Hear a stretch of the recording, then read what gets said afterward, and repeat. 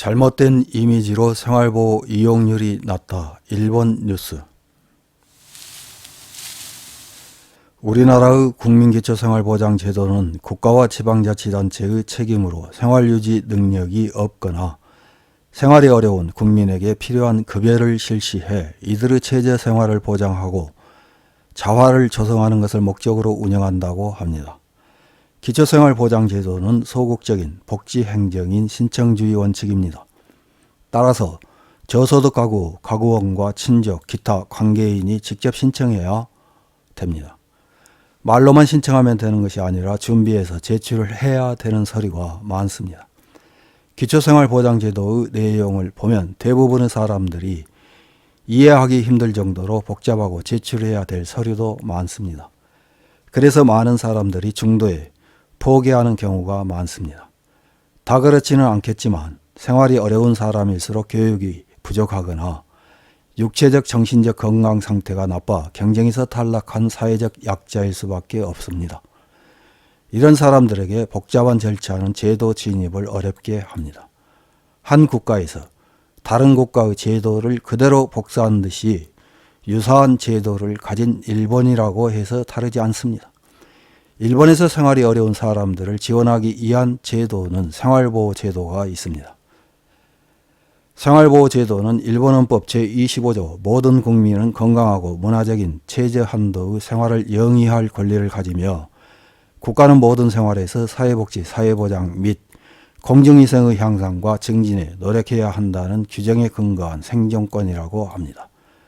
그러나 생활이 어려운 일본 국민들에게는 관공서에 신청하는 문턱이 너무 높아 자진해서 포기하는 경우가 많습니다. 그래서 생활보호를 신청할 때는 변호사나 NGO 단체와 동행하라는 말이 있을 정도입니다. 이런 생활보호 제도와 관련된 기사 하나를 요약해서 확인해 보겠습니다. 2023년 12월 29일 弁護士 JP뉴스에서 보도한 부정수급의 잘못된 이미지의 영향도 생활보호제도가 정말 필요한 사람에게 이용되지 않나? 라는 제목의 기사입니다. 12월 23일 화창하지만 섣달 바람이 쌀쌀한 도쿄도청 옆 광장. 많은 사람들이 식품 배포에 줄을 서 있었다. 줄을 선 사람들의 수는 인정 NPO 법인 자립생활서포트센터 모야이가 2020년 4월에 식품 배포를 시작한 이래 최다인 779명. 줄을 서 있던 것은 고령 남성이 중심이지만 그 중에는 여성이나 30대에서 40대 정도인 남성의 모습도. 모야이 오니시 렌 이사장 이하 12명의 스태프가 생활공공자를 위한 생활상담 지원, 입주 지원 등에 정력적으로 임하고 있으며 식품 배포도 그 활동의 일환이다. 생활공공자의 생활보호 신청에 동행하는 지원도 하고 있다. 생활상담, 홍보를 담당하는 스태프 유키 츠바사시에 의하면 모야이를 방문하는 사람들에게 매주 화요일에 실시하는 생활상담 시 신청과 신청 동행 의사를 묻고 희망하면 각 지자체의 복지사무소에 동행한다. 연간 100에서 150명에 대응하고 있다고 한다. 한편 생활보호제도가 충분히 유지되고 활용되고 있다고는 말하기 어렵다. 도청 옆에서 식품 배포를 받던 40대 남성은 월급이 오르지 않는다. 배포를 받으면 조금은 보탬이 된다. 생활보호는 받을 생각이 없다. 또 주소 부정의 60대 남성은 몸이 좋지 않아 일은 하고 있지 않다. 생활보호는 받으려고 했지만 안 받았다. 여러 가지 사정이 있다고 각각 말했다. 일본 변호사연합회가 발행하는 리플릿 알고 있습니까? 생활보호에 관한 사항에 의하면 최저한도의 생활을 영위하기 어려운 수입, 자산이 일정 기준 이하인 생활보호 수급 자격자 중 실제 생활보호비를 받고 있는 사람의 비율은 약 20%. 생활보호제도가 유효하게 활용되지 않는 요인 중 하나로 일부 부정수급자가 이미지를 떨어뜨리고 있는 점도 들 수 있다. 수급을 받으면서 아르바이트로 수입을 얻거나 송금을 받는 사람이 있다는 보도도 있다. 그러나 그런 부정수급액이 생활보호비, 부담금 총액에서 차지하는 비율은 고작 0.28%에 불과하다. 생활보호제도의 상세한 고쿠보 변호사는 부정수급은 문제시 될 수준이 아니다. 예를 들어 공공가정의 자녀가 아르바이트를 하고 있었지만 부모에게 전하지 않았다 등 악의가 아닌 신고 누락이 많다고 설명한다.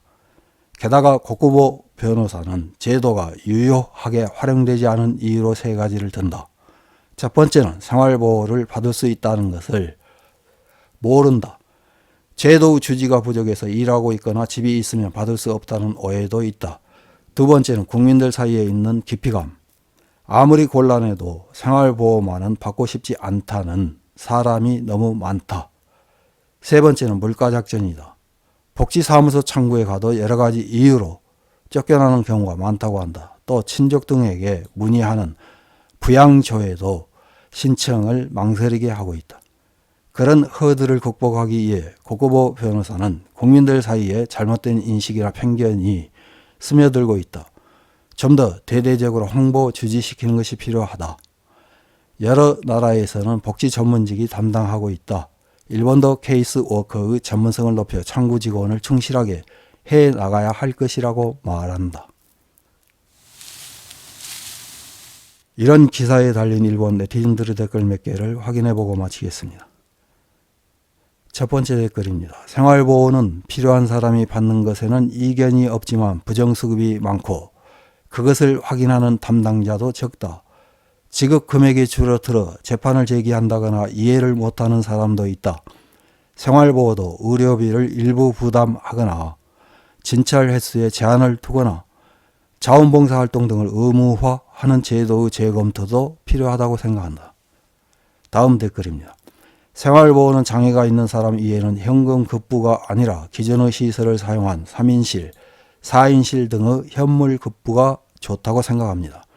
특히 고령자에 관해서는 그렇게 하지 않으면 현역 세대의 부담이 늘어날 뿐입니다. 다음 댓글입니다. 생활보호 제도는 국민의 최후 보상이라는 의미가 있지만 현재로서는 일하지 않고 생보에 기생해 사는 것으로 보이는 사람도 많다. 그렇지 않아도 세계에서 고세율의 나라가 되어버려서 의료제도를 포함한 제도의 근본적인 재검토가 필요한 시기에 와 있다. 일하는 국민의 부담을 줄이지 않고 일본의 밝은 장래는 없다고 생각한다. 다음 댓글입니다. 한국, 조선 등 외국 국적의 생활보호 수급자는 일본인의 4배 이상이라고 10년 정도 전의 자료에 있었던 것 같습니다. 지금은 어떨지 모르겠지만 그것만으로도 문제라고 생각합니다. 게다가 자국민보다 높은 수급률 등은 있을 수 없습니다. 자민당이 증세로 일본인을 더 빈곤화시키고 있습니다. 그런데도 일본을 나쁘게 말하는 사람들입니다. 이런 엉망인 나라가 또 있을까요? 이상입니다.